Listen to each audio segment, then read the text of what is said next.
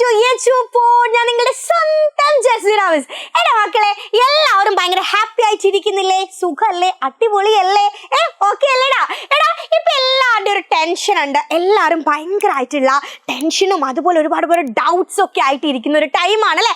കാരണം എന്താ, November almost കഴിയാറായിട്ടുണ്ട്. ഡിസംബറില് Christmas exam വരുന്നുണ്ട്. അപ്പൊ അതിൻ്റെതായിട്ടുള്ള ഒരു ചെറിയ ചൂടൊക്കെ വന്ന് തുടങ്ങിയിട്ടുള്ള ഒരു ടൈമാണ് ഇതല്ലേ? അപ്പൊ നമ്മുടെ ടെൻഷൻ എന്താണ്? ഏതൊക്കെ ചാപ്റ്റേഴ്സ് ആണ് വരിക, ഏതൊക്കെ ചാപ്റ്റേഴ്സ് ആണ് നമ്മൾ കൂടുതലായിട്ട് പഠിക്കേണ്ടത്, ഏതൊക്കെ ചാപ്റ്റേഴ്സിനാണ് കൂടുതൽ ക്വസ്റ്റ്യൻസ് വരിക, എന്തൊക്കെ ക്വസ്റ്റ്യൻസ് ആണ് വരിക, ഇതൊക്കെയാണ് എൻ്റെ മക്കളുടെ ഉള്ളിൽ ഇങ്ങനെ നിറഞ്ഞു നിൽക്കുന്ന ആ കുറെ ആ ഡൗട്ട്സും അല്ലെ, ഒരുപാട് പേടി ഉണ്ടാക്കുന്ന കാര്യങ്ങൾ. ഇതൊക്കെ അല്ലേടാ എൻ്റെ മക്കൾ ആദ്യം തന്നെ ആ ടെൻഷൻ അങ്ങ് മനസ്സിന്നങ്ങ് കളഞ്ഞേക്കുക.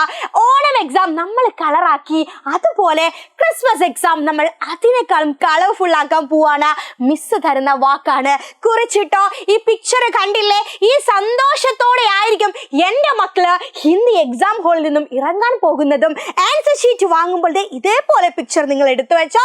ഉറപ്പാടാ ഈ ഒരു ഭാഗത്തേക്ക്, ഈ ഒരു രീതിയിലേക്ക് എൻ്റെ മക്കളെ ഞാൻ ആക്കിയിരിക്കും. ഓക്കെ, അപ്പൊ ഏതൊക്കെ ചാപ്റ്റേഴ്സ് ആണ് നമ്മൾ പഠിക്കേണ്ടത്? നമുക്ക് നോക്കാം അല്ലെ?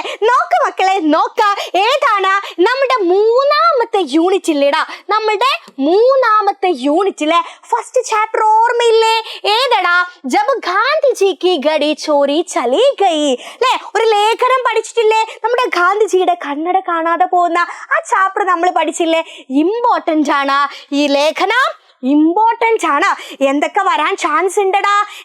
വൈസ്രോയിലിടാ അവരുടെ ഡയറി വരാൻ ചാൻസ് ഉണ്ട്, കോൺവെർസേഷൻ വരാൻ ചാൻസ് ഉണ്ട്, ഒരു പത്രവാർത്ത വരാൻ ചാൻസ് ഉണ്ട്. അപ്പൊ ഇത്രയും ക്വസ്റ്റ്യൻസ് ഒക്കെ ഇതിന്ന് വരും. ഓക്കെ, അപ്പൊ എന്താണ്?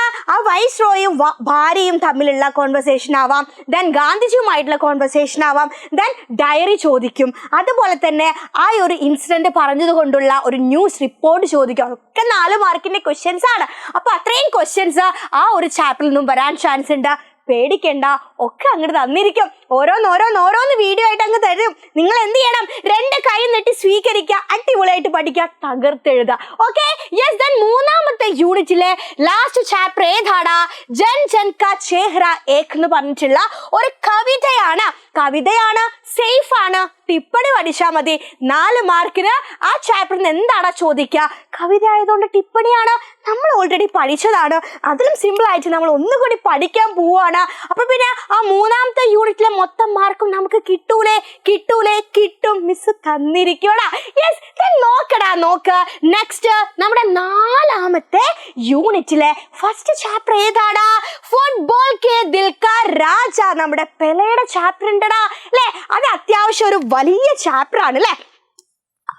അപ്പൊ പെലെയെ കുറിച്ച് പറയുന്നതുകൊണ്ട് തന്നെ പെലെയുടെ ജീവചരിത്രം, കാര്യങ്ങൾ, ഈ രീതിയിലുള്ള ക്വസ്റ്റ്യൻസ് അതൊന്ന് വരാൻ ചാൻസ് ഉണ്ട്. സോ കുറച്ച് ഇമ്പോർട്ടൻസ് കൊടുക്കേണ്ട ചാപ്റ്റർ ആണ് ഇത്. യെസ്, നമ്മുടെ 4ാമത്തെ യൂണിറ്റിലെ ഫസ്റ്റ് ചാപ്റ്റർ. ദെൻ നെക്സ്റ്റ് ഘർ പേട് ഓർ താരേ കി യാദ് എന്ന് പറഞ്ഞൊരു ലോക കഥ പഠിക്കാനുണ്ടല്ലേ? എന്താണ്? ഫിൻലാൻഡിൽ യുദ്ധം ഉണ്ടായ സമയത്ത് കുട്ടികൾക്ക് മാതാപിതാക്കൾ നഷ്ടപ്പെട്ട സ്റ്റോറി ഓർമ്മയില്ലേ? സ്റ്റോറിയാണ്, അതുകൊണ്ട് തന്നെ നമ്മളോട് എന്തൊക്കെ ചോദിക്കാം? കോൺവെർസേഷൻസ് വരാം, ദെൻ ഡയറി വരാം അല്ലെ? പലതരത്തിലുള്ള ക്വസ്റ്റ്യൻസ്, അതിൽ ക്യാരക്ടർ സ്കെച്ച് ചോദിക്കാൻ ചാൻസ് ഉണ്ട്. അങ്ങനെ ഒരുപാട് ക്വസ്റ്റ്യൻസ്, അതൊന്നും ചാൻസ് കൂടുതലാണ്. സോ നിങ്ങൾ എന്ത് ചെയ്യണം? ഈ കവിതയേക്കാൾ കൂടുതലായിട്ട് നിങ്ങൾ ഏതിനാണ് ഇമ്പോർട്ടൻസ് കൊടുക്കേണ്ടത്? ലേഖനങ്ങൾക്കും ലോകകഥ അല്ലെ, കഹാനി പോലെയുള്ള കാര്യങ്ങൾക്കാണ് നിങ്ങൾ കൂടുതലായിട്ട് ഇമ്പോർട്ടൻസ് കൊടുക്കേണ്ടത്. കവിതയിൽ നിന്നും എന്താണ് നമുക്ക് ചോദിക്കാൻ ചാൻസ് ഉള്ളത്? ഏത് മാത്രമാണ്? ടിപ്പണി മാത്രമേ ഉള്ളൂ. അത് നമ്മൾ ഓൾറെഡി പഠിച്ചു കഴിഞ്ഞതാണ്, നമ്മൾ ഒന്നും കൂടി സെറ്റ് ആക്കുകയും ചെയ്യും. പക്ഷെ ബാക്കി അതുപോലെയല്ല. ബാക്കി എന്താ? Diary, letter, poster, report, conversation, ഈ രീതിയിലുള്ള ക്വസ്റ്റ്യൻസ് ഒക്കെ വരും. സോ നിങ്ങൾ ആദ്യം തന്നെ ചെയ്യേണ്ടത് എന്താ? മുഴുവൻ ചാപ്റ്റേഴ്സും പഠിക്കണം. അതിൽ കൂടുതൽ എന്താ? കവിതയെക്കാളും ഒരു പടി മേലെയായിട്ട് ഇമ്പോർട്ടൻസ് നിങ്ങൾ മറ്റുള്ള പാഠങ്ങൾക്ക് കൊടുക്കണം. ഓക്കെ, ദെൻ ലാസ്റ്റ് ഖബ് തഖ് എന്ന് പറഞ്ഞിട്ടുള്ള ഒരു കവിത കൂടിയുണ്ട്. നമുക്ക് അതിന്റെ ടിപ്പണി പഠിക്കാം. ഇതെന്ന് ക്വസ്റ്റ്യൻ വരുമെന്ന് ചോദിച്ചാൽ ചാൻസ് കൂടുതലാണ്, കാരണം ഇവിടെ വരെയാണ് എക്സാമിൽ ഉണ്ടാവുക. അപ്പം ഇത്രയും ചാപ്റ്റേഴ്സ് ആണ് കേട്ടോ. ചിലപ്പോൾ എന്താണ് ഖബ് തഖ്, ചിലപ്പം ക്വസ്റ്റ്യൻസ് കുറവായിരിക്കും, ചിലപ്പോൾ ചോദിക്കാതിരിക്കാം, ചിലപ്പം ചോദിക്കാനും ചാൻസ് കൂടുതലാണ്.